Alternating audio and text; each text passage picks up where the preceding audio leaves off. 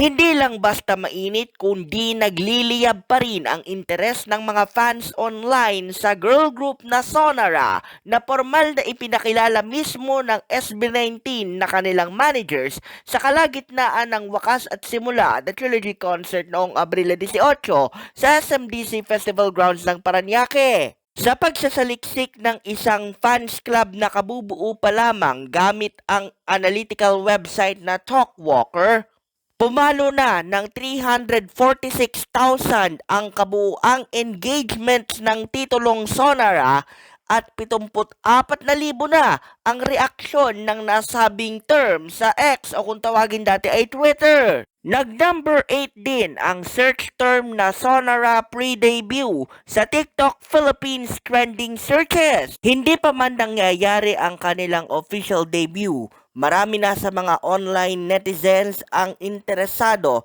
na makita silang lumago at kanya-kanya na silang pilian ng mga bias o pinakapaborito sa 7-piece girl group na kinabibilangan ni Lay, Nami, Megumi, Eureka, Ella, Tin at Dominique.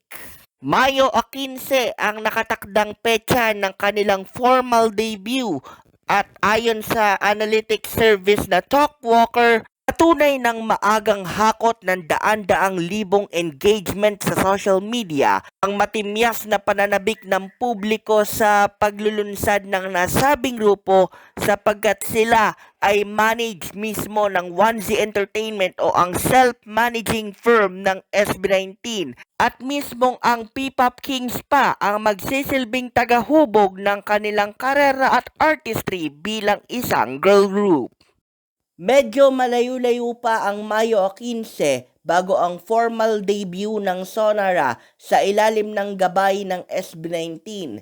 Pero todo-todo na ang efforts ng mga fans nila, gayon din ng mga 18 upang makabuo kahit papaano at utay-utay ng impromptu na profile para kanilang maipasa sa mga kabaro at maipakalat din para sa mga mas bagong fans na nagkakaroon unti-unti ng interes para sa girl group na ito na papangasiwaan ng self-managing firm ng Mahalima.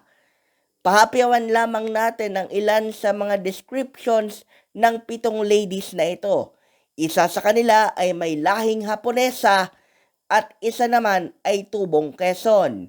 Malalaman na lamang natin ang description ng iba pa habang lumalakad ang mga araw hanggang sapitin natin mismo ang Mayo 15.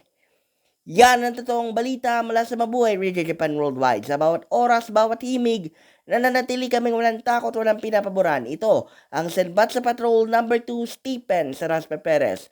Nag-uulat sa larangan ng SB19 at ng kanilang bagong alaga na Sonara dito sa ating Batangas Bureau.